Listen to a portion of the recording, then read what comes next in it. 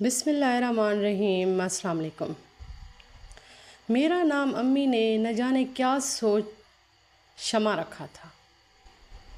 سہیلیاں مذاق میں کہا کرتی کہ شمع کا نام تو جلنا ہے، بس تم بھی جب تک جیو گی جلو گی۔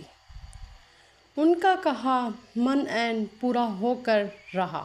والد صاحب کے کاروبار کے علاوہ جائیداد بھی تھی جو ہماری گزر اوقات کے لیے کافی تھی، لیکن یہ جائیداد گاؤں میں تھی جس کی دیکھ بھال انہوں نے میرے چچا کو سونپ رکھی تھی، کیونکہ انہیں خود تو اپنے بزنس سے فرصت نہ تھی۔ چچا صرف مڈل پاس تھے تو چچی بھی دیہاتی ان پڑھ عورت تھیں۔ وہ شہری بود باش کو پسند نہیں کرتی تھی۔ والدہ صاحبہ کے انتقال کے بعد ہم تینوں اکیلے ہو گئے۔ تعلیم کی وجہ سے والد صاحب ہم کو گاؤں میں رکھنا نہیں چاہتے تھے اور شہر میں ماں کے بغیر رہ نہیں سکتے تھے۔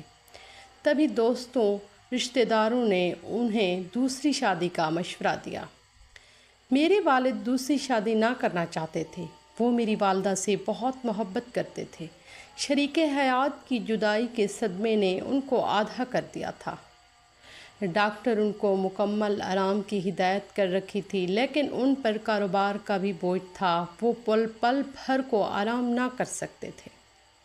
بہت تلاش کے بعد گھر سنبھالنے کے لیے ہمیں ایک اچھی عورت مل گئی۔ وہ ایک بنگالن تھی جو روزگار کی تلاش میں ہمارے وطن آ گئی تھی۔ اس کا نام سنین تھا۔ ہم اس کو آپا جی کہتے۔ ان کے آ جانے سے ہم کو کافی سکون ملا۔ ہمیں وقت پر کھانا ملنے لگا اور وقت پر اسکول جانے لگے۔ غرض انہوں نے گھر کے نظام کو اچھی طرح سنبھال لیا۔ نوکروں پر بھی نظر رکھتی تھیں۔ آپا جی نے اپنا وطن غربت کی وجہ سے چھوڑا تھا اور یہاں ان کا کوئی نہیں تھا۔ ایک روز ابا جی کافی دیر سے گھر لوٹے تو بہت تھکے ہوئے تھے۔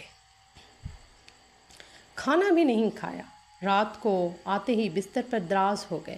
صبح جب آپا جی ان کو چائے دینے گئیں تو وہ بے حس و حرکت پڑے ملے۔ وہ رات کے کسی پہر یہ دنیا چھوڑ چکے تھے۔ چچا جان کو ہمارے پڑوسی نے اطلاع دی۔ وہ رشتہ داروں کے ہمراہ گاؤں سے آ گئے۔ والد کی تجزیہ و تکفین کے بعد کچھ دن ہمارے ساتھ گزارے۔ والد صاحب کے کاروبار امور دیکھے اور ہم کو لے کر گاؤں چلے گئے۔ یہاں آ کر پتہ چلا کہ زندگی کیا ہوتی ہے۔ والد صاحب کا گھر تو ہمارے لیے جنت سے کم نہیں تھا۔ چچی اجٹ اور سخت مزاج خاتون تھیں۔ انہوں نے دوسرے روز ہی ہم دونوں بہن بھائی کو کام پر لگا دیا۔ ہمارے سفید اور ملائم ہاتھ گوبر سے بدنما اور بدبودار ہو گئے۔ ہم سارا دن ننگے سر ننگے پیر کام کرتے، ذرا سستانے بیٹھ جاتے تو چچی کپاس کی سوکھی ٹہنی سے ہماری خوب پٹائی کرتے۔ میری چھوٹی بہن تو اس قدر خوف زدہ رہنے لگی کہ چچی اس کی طرف نظر بھی کرتی تو وہ کانپنے لگتی۔ اس عورت سے میری معصوم بہن بہت ڈرتی تھی۔ جب وہ جانوروں کے لیے چارہ اٹھانے جاتی تو اس کے پیر میں کانٹے چبھ جاتے۔ نکالنے کی کوشش کرتی تو کانٹے پاؤں کے تلوں میں ٹوٹ کر رہ جاتے۔ اسی طرح بیچاری کے پاؤں نیلے پڑ گئے اور وہ مستقل لنگڑا کر چلنے لگی۔ پھر ایک دن اس کو بخار ہو گیا۔ وہ صحن میں بخار میں پڑی کرا رہی تھی کہ چچا وہاں سے گزرے۔ انہوں نے اس کے پیروں کی طرف دیکھا جو نیلے پڑ چکے تھے۔ تبھی انہوں نے چچی کو ڈانٹا کہ اس کے پیروں سے کانٹے نکالو ورنہ یہ پولیس کیس بن جائے گا۔ اور کہاں نکلتے جو گوشت کے اندر پیوست ہو کر رہ گئے تھے۔ چچا گاؤں کے ایک نیم حکیم کو لائے۔ کانٹے نکالنے کے لیے جو کام کرتے تھے اس کے سپرد ہوا۔ جب میری معصوم بہن کے تلوں سے کانٹے نکالے جا رہے تھے تو اس کی چیخیں آسمان تک بلند ہو رہی تھیں۔ اس کے پاؤں لہو لہان ہو گئے اور وہ شدید تکلیف میں تڑپتی رہی۔ 2 دن بعد تکلیف کی شدت سے چل بسی۔ اب میں اور بھائی باقی رہ گئے۔ بھائی تو چھوٹا تھا۔ ایک روز چچا اس کو یہ کہہ کر اپنے ساتھ لے کے گئے کہ قریبی شہر میں نوٹنکی لگی ہوئی ہے، بچہ تماشا دیکھے گا تو خوش ہو جائے گا۔ دوسرے روز لوٹے تو اکیلے۔ میں نے پوچھا چچا جی گڈو کدھر ہے؟ بولے نوٹنکی کی بھیڑ میں میرا ہاتھ چھوڑ کر چل رہا تھا، کہیں ادھر ادھر ہو گیا۔ میں نے کافی تلاش کیا، نہ ملا۔ تھانے میں رپٹ کروا آیا ہوں، پولیس تلاش کر لے گی، کہیں نہ کہیں مل جائے گا۔ तब मैं बहुत रोई। बहन भी मुझे छोड़ गई थी और अब मेरा भाई, उसको चचा ने न जाने कहाँ गुम कर दिया था। अब मेरा दुनिया में कौन था। 15 बरस की हुई तो मुझको बातें समझ में आने लगीं। गांव की एक दो हमदर्द बड़ी बुढ़िया कहती थी कि तेरे चचा ने जायदाद की खातिर गुड्डू को कहीं गायब करा दिया है। अब जायदाद की वारिस एक मैं ही बची थी। एक रोज़ चचा ने मेरे सामने कुछ कागजात रखे कि उन पर दस्तखत कर दो। मेरी क्या मजाल के इनकार करती।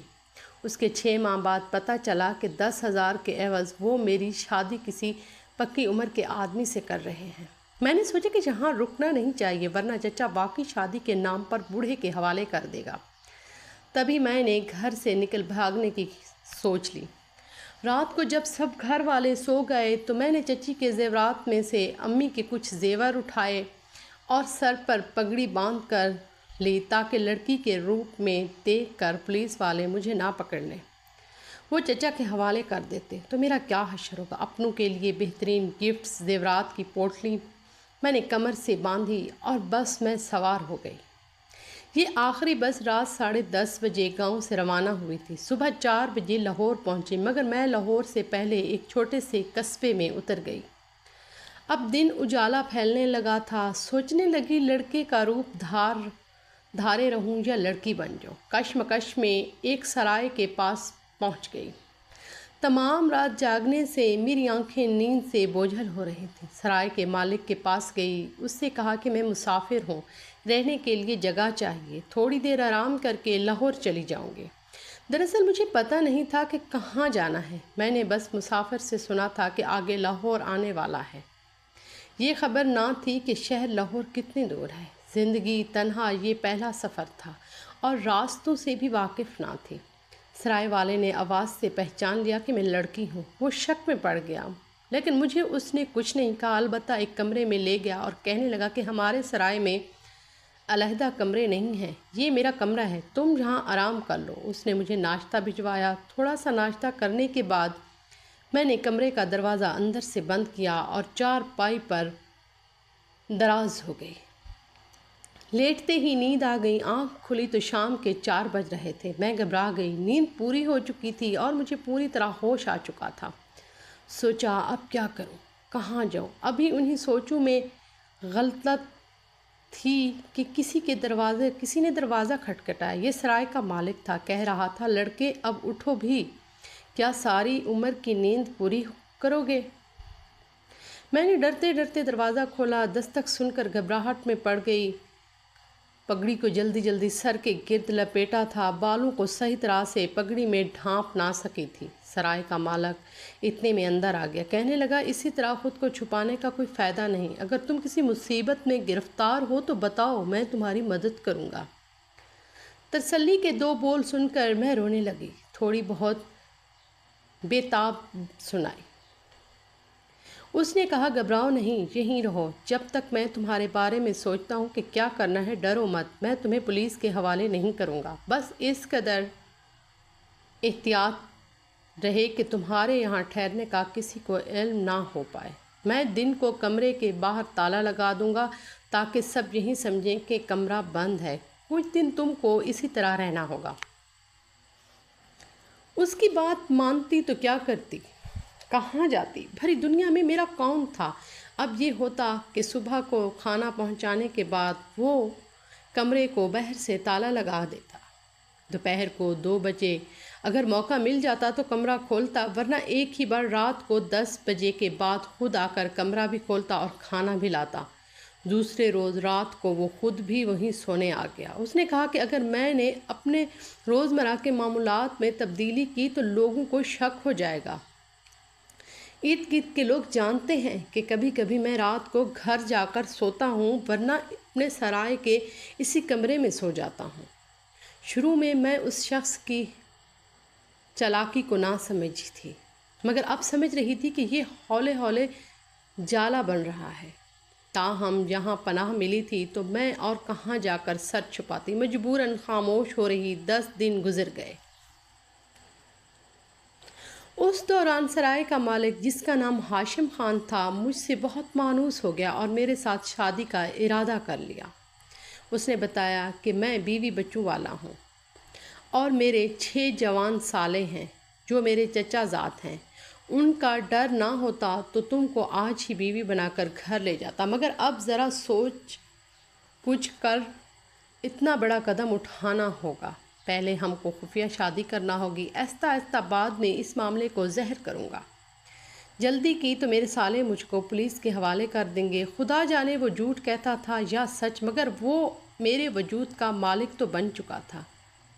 میں کلی طور پر اس کے رحم و کرم پر تھی اور نہ سمجھ بھی معلوم نہ تھا کہ برائی کیا ہے اور بھلائی کس کو کہتے ہیں۔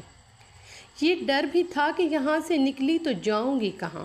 2 ہفتے بعد ہاشم کے سالے کو علم ہو گیا کہ اس نے سرائے میں کوئی لڑکی رکھی ہوئی ہے۔ وہ سیدھا ہاشم کے پاس پہنچا، پوچھا کہ یہ کیا معاملہ ہے۔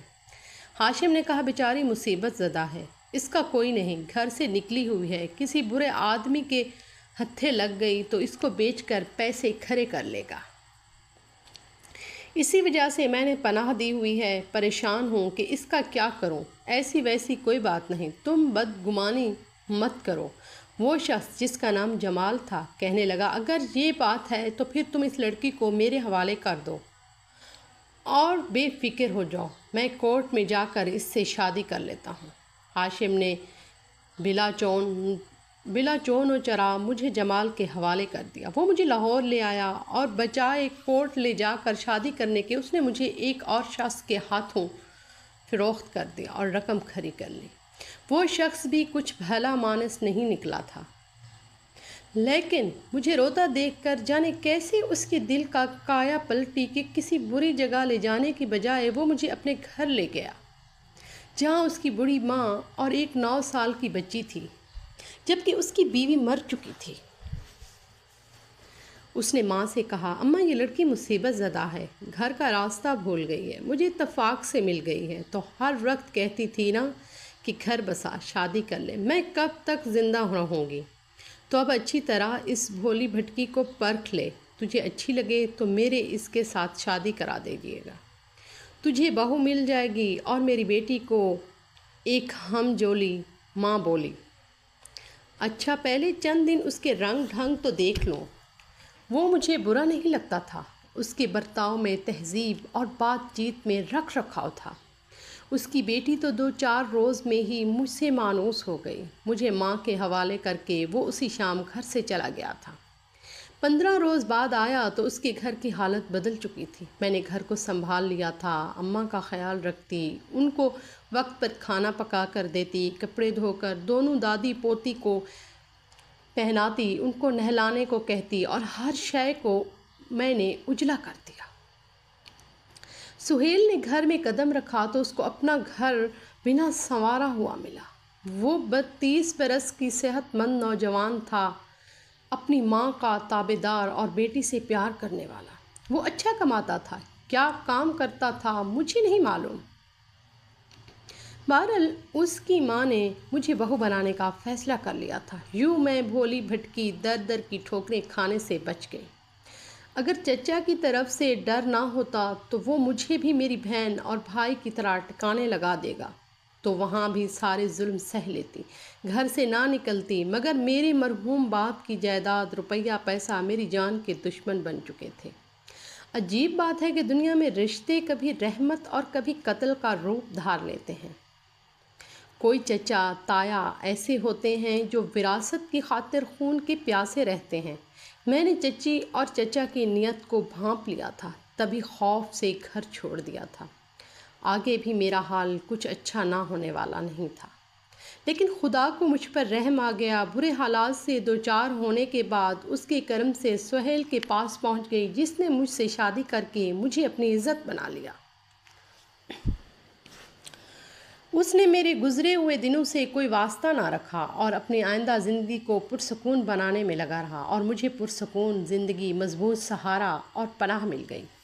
مجھے خود کسی کے پیار کی ضرورت تھی، لہٰذا جلد ہی اس کے ماحول میں ڈھل گئی۔ اس کی بیٹی میں اپنی بہن کی شبیہ تلاش کرتی تو مجھ کو اور اس پر پیار آتا اور کلیجے سے لگا لیتی۔ تب اپنا بچپن، ماں باپ یاد آ جاتے، دل سے ہوک سی اٹھتی۔